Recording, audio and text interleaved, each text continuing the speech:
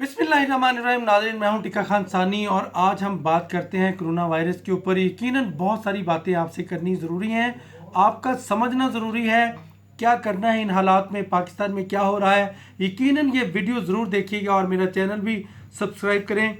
मैं एक तहकीक के बाद ये बात कर रहा हूँ। पाकिस्तान में इस वक्त ज़रूरत किन किन चीज़ों की है। हुकूमत तो अपने तौर पर इक़दाम उठा रही है, लेकिन मैं सबसे पहले बताता हूँ पाकिस्तान में अभी तक 326 केसेस हैं। पूरी दुनिया में 2,30,000 और पाकिस्तान में 326।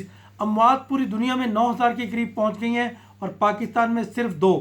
अब समझने की बात यह है कि पाकिस्तान में सूरत हाल अभी भी बेहतर है, अभी भी हालात बेहतर हैं। लोगों के समझने की ज़रूरत है, लोगों के एहतियात करने की ज़रूरत है। वक्त है, समझ जाएं। ये इंडिविजुअली आप सबकी जिम्मेदारी है, आप सब ने अपने आप को बचाना है। एक तो ये पाकिस्तान में ठीक है, कोरोना वायरस है, 176 ममालिक में पाकिस्तान भी शामिल है जिसमें कोरोना वायरस के मरीज मौजूद हैं, लेकिन कोई भी पाकिस्तानी यहाँ से लोकल ट्रांसमिशन नहीं हुई। ये सारे के सारे बाहर से आने वाले मरीज हैं जो बाहर से ये वायरस लेके आए और अभी तक कोई शायद मौजूद नहीं है कि एक मरीज से दूसरे मरीज को पाकिस्तान में मुंतकिल हुआ हो। बहुत सारे लोग होंगे, यकीनन मैं नहीं कह सकता कि नहीं होंगे, लेकिन अभी तक कोई शाहिद नहीं मिले जो डायग्नोज हुए हैं। पाकिस्तान में 10 के करीब ऐसी लैब्स हैं जहां भी ये टेस्ट हो रहे हैं। NIH से ये टेस्ट शुरू हुए। अब पाकिस्तानी हुकूमत ने डायग्नोस्टिक किट्स, इसके अलावा तशखीसी किट्स के साथ साथ दीगर जो आइसोलेशन में जो वार्ड में रखने के लिए ख़ास तौर पे आपको वेंटिलेटर चाहिए वो भी मंगवाने शुरू कर दिए हैं और चीन हमारी मदद कर रहा है। इसमें ज़रूरी क्या है, बहुत ज़रूरी है कि आप रश वाली जगह पे ना जाएं और बिल्कुल अवॉइड करें। देखिए, ये मास्क जो है ये आपको, अगर कोई मरीज है तो ये उसके लिए ज़रूरी है, आपके लिए ज़रूरी नहीं है। हाँ, अगर बहुत रश वाली जगह पे जाएं तो अगर कोई मरीज है उसके आपको हो सकता है, इसलिए ज़रूर पहने। गैर ज़रूरी मास्क का इस्तेमाल ना करें। इसके साथ साथ बहुत ज़रूरी क्या है, अभी भी अस्पतालों में जाके देखें तो इतना रश है OPDs में कि मैं खुद जाके पिम्स, पोली क्लिनिक, CDA और दीगर इवन प्राइवेट हॉस्पिटल्स देख लें, शिफा देख लें, वहाँ की OPD बड़ी होती है और वहाँ ये खतरे की घंटी है हमारे लिए। अस्पतालों की OPDs में रश ज़्यादा होता है। मिनिस्टर साहब तो कह रहे हैं कि एक मरीज के साथ एक मरीज अटेंडेंट भी आए। मैं तो कहता हूँ कि सिर्फ मरीज अगर आ सकता है तो वो आए, या फिर अगर कोई नज़ला, ज़ुकाम, खांसी का आम मरीज है तो वो घर में रहे। आजकल एक ट्रेंड है टेलीमेडिसिन, अगर उसको हम इख्तियार कर लें तो बहुत ज़्यादा अच्छा होगा हमारे लिए। बल्कि अब वक्त है कि टेलीमेडिसिन की तरफ हम आ जाएं। व्हाट्सएप के ज़रिए, स्काइप के ज़रिए, मोबाइल के ज़रिए घर बैठे डॉक्टर को आप अपना दिखा भी सकते हैं और अपनी मेडिसिन ले सकते हैं। अब वक्त है कि हमें टेलीमेडिसिन की तरफ जाना चाहिए। जदीद इक्विपमेंट इस्तेमाल करें।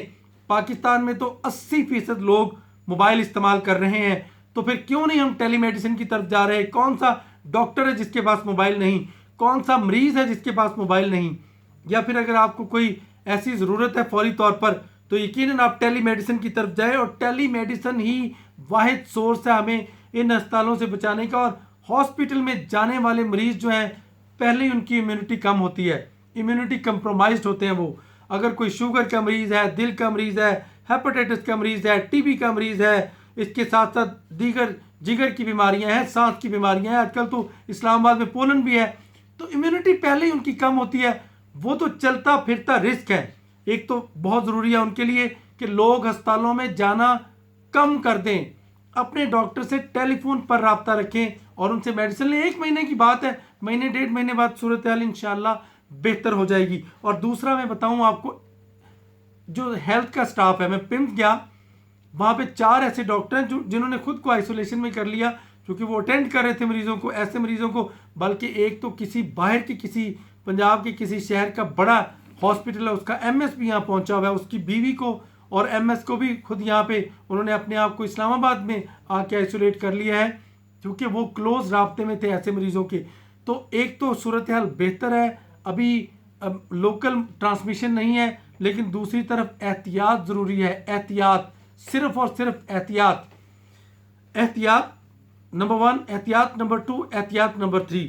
मैं आपको बताऊं, आजकल रश वाली जगह पे मत जाएं। मैंने कुछ पॉइंट्स भी लिखे ताकि मैं आपको बता सकूं। इटली में 10 पहले दिन जो 10 केस रिपोर्ट हुए थे उनमें हेल्थ का स्टाफ था, जिसमें doctor, nurses, paramedical staff effect हुआ है। अगर हमारा तिबी अमला बीमार हो गया तो हमें इलाज कौन देगा? एक तो उनको खुद भी एहतियात करनी है, और हमें गवर्नमेंट से भी बात की हमने कि उनको किट्स फराहम की जाए डॉक्टर्स को, ताकि मखसूस डॉक्टर ही उनको अटेंड करें ऐसे मरीजों को।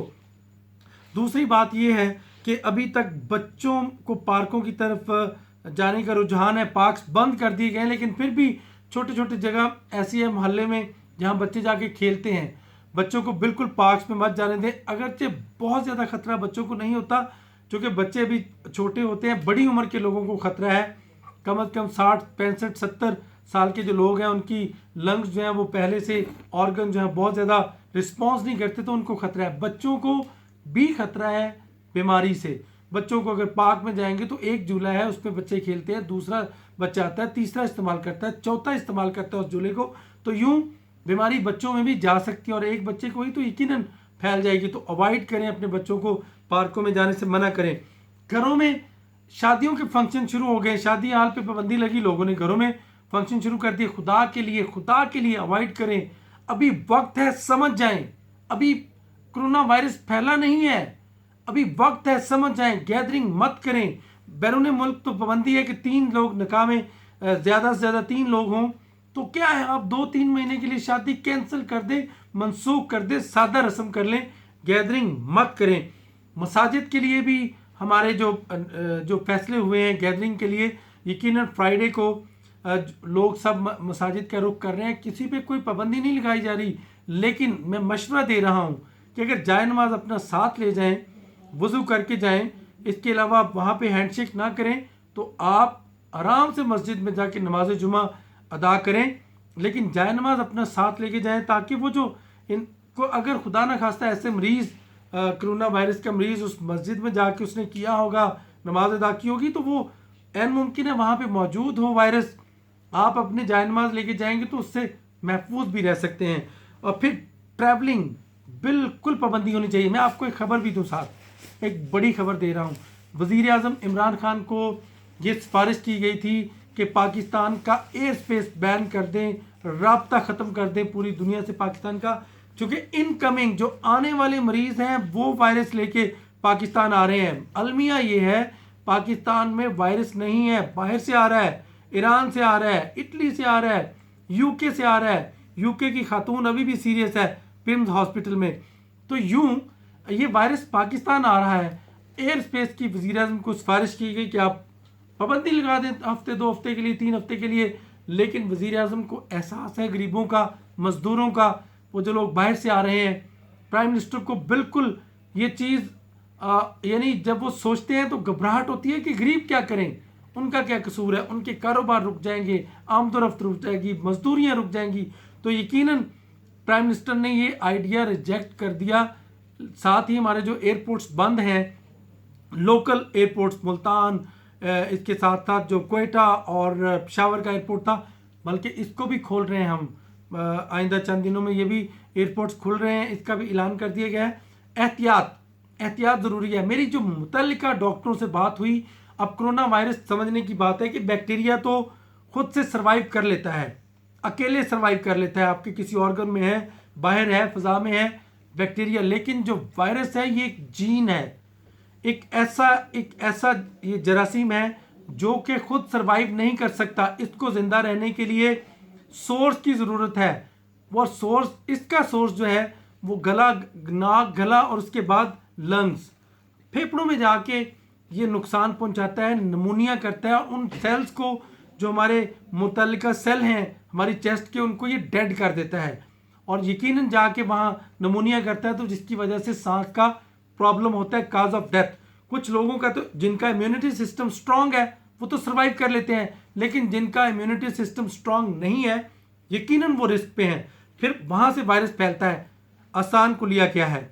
आसान कुलिया ये है कि आप या तो वज़ू में रहें या फिर हर घंटे 2 घंटे बाद नाक में पानी डाल लें। जैसे वज़ू का तरीका है कि गरारे करें, उसकी कुली में आवाज़ आनी चाहिए। सुन्नत तो यही है, उलमा से हम यही सुनते थे कि जब आप वज़ू करते हैं तो कुली करें तो गरारे की आवाज़ आए। तो यहाँ तक जब आप पानी लेके जाएंगे, निकालेंगे पानी, तो वायरस आपके अंदर मौजूद नहीं रहेगा, बाहर आएगा। नाक में पानी डालने के घंटे 2 घंटे बाद इससे महफूज रहने का बेहतरीन तरीका, हर किसी के घर में ये तरीका अडॉप्ट करें। बिल्कुल प्याज श्याज देसी टोटके इसकी तरफ मत जाएं। ये कोई प्याज श्याज नहीं रोकता इस वायरस को। ये वायरस जिंदा होता है, जाके इसका सोर्स है, इसने लंग्स में पहुंचना होता है और सिर्फ एक ही इसको मारने का तरीका है, वो है